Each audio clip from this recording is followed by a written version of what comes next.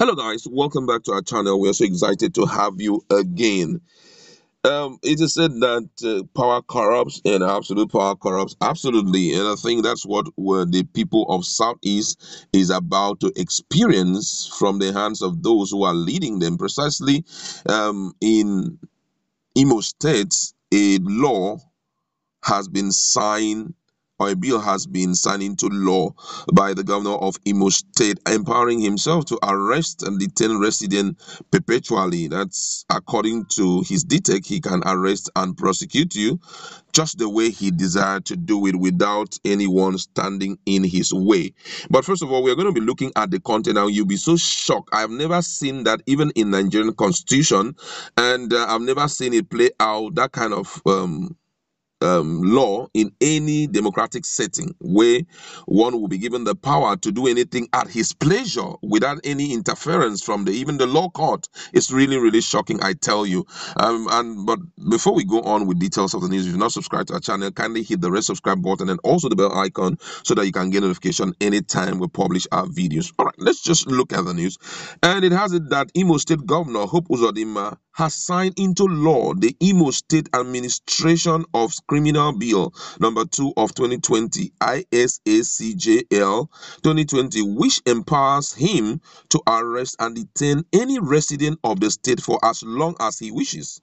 According to the document, any person detained on the order of Uzodinma can only be released when he grants a license to the said individual.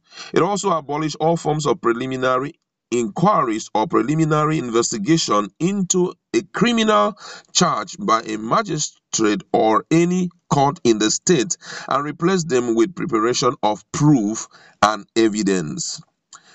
Precisely, let's look at the bill itself and look at some of the content that have empowered him. According to Sarah Reporter, he said that chapter 38, that's section 484 to section 485, deals with detention during governor's pleasure.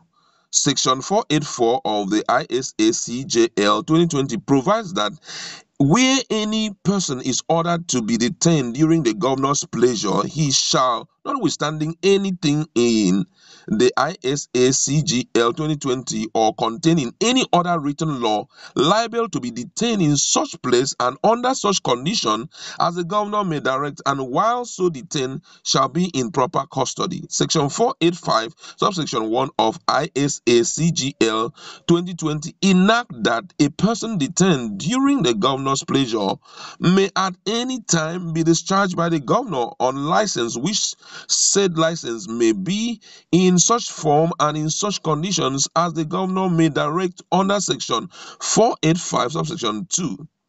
Finally, in section 485 subsection 3 of the ISACGL 2020, a license may at any time be revoked or varied by the governor, and where license has been revoked, the person to whom the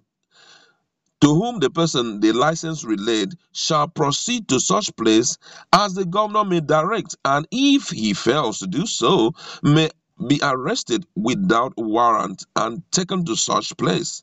Speaking with Sahara Reporter, a policy analyst Akwarandu Izochukwu said, and I quote, he said, "The law for me is draconian and set a bad precedent. It also contradicts the Constitution of the Federal Republic of Nigeria. There is suspicion also that the law is targeted at vocal opposition voices and activists in the state who have been tormented in several ways since the inception of Uzodinma's administration. That is a very section 484 was smuggled into the law. It wasn't in the original draft. Oyster clause provisions are not only anachronistic but undemocratic. The government should send it back to the House of Assembly for amendment of that provision." And one of the main person who spearheaded the whole thing is screaming out too. And according to him, his name is Frank Uboma, member representing Oguta State constituency in Imo State House of Assembly. He has screamed and shouted that he doesn't know anything about some of the section that is infused into the law.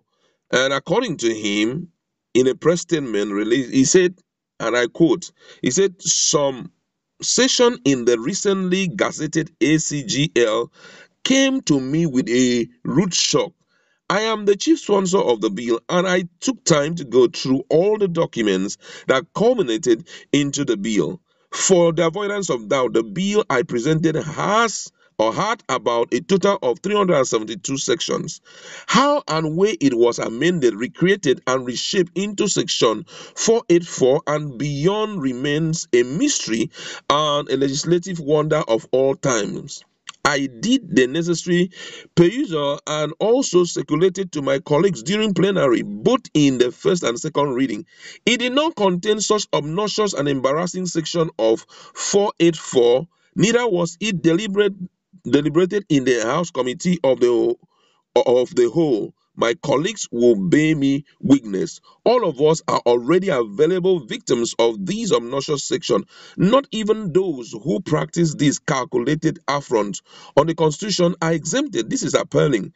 I have requested that my colleague constitute a committee to ascertain how such horrendous act was practiced on this ordinary good legislation. Its outcome, I believe, would interest all lovers of democracy and enable future legislative vigilance.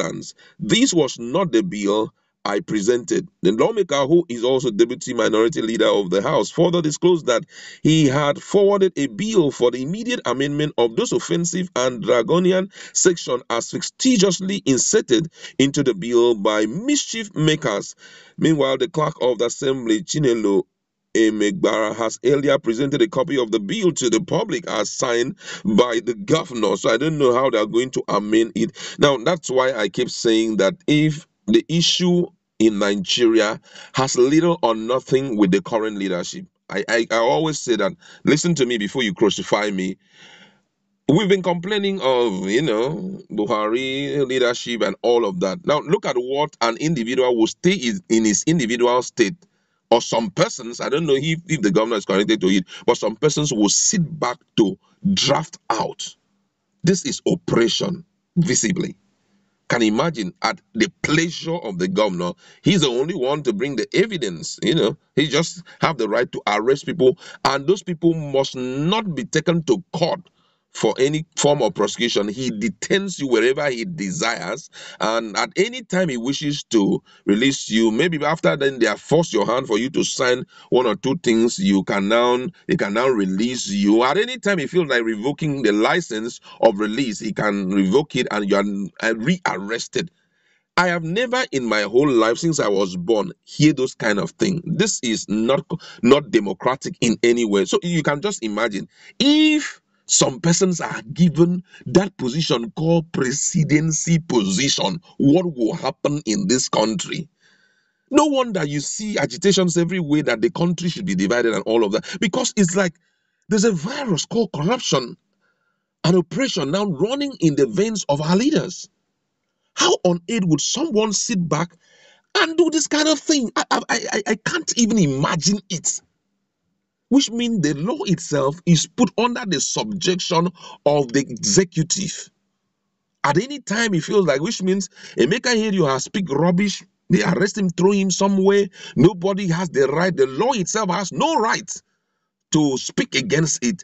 And at any time that the governor will, in his pleasure, arrest during his pleasure, that's what it's called. Anytime he just feel like, okay, let's just revoke it and all of that. Brother, I've never in my whole life seen this kind of thing. I'm telling you the whole truth. I've seen laws. I've seen laws upon laws. I've never in my life even imagined. And another thing very significant here, based on what Frank, the person who is the chief sponsor of this bill that had been turned into law, had to tell Nigerians, it therefore means that there is room for padding of bills. And this is really shocking.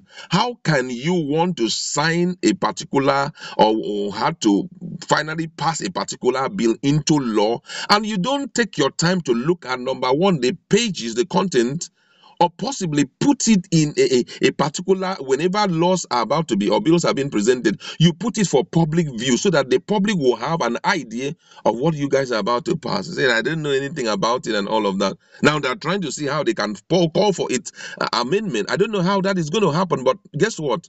is a pointer to the fact that Nigerians need to be careful. Even this issue of restructuring that we're talking about, that all governors will have the power, to rule their state the way they like and all of that, it's dangerous based on what I have just seen. Which means any governor, immediately he's given that autonomy, to rule the state the way he likes, can wake up and make any law which may be operational. But another thing I want to say here is that I don't think that this law can even stand the test of that, because what we're talking about here is totally outside the constitution of Nigeria. And if it's totally outside of the constitution of Nigeria, based on the provision of the constitution, any law that is totally outside the provision of the constitution is null and void. So I think this is totally null and void. It can't just work. However, go to our comment section. Let us interact. What do you have to say about this horrific and horrendous law that has been passed in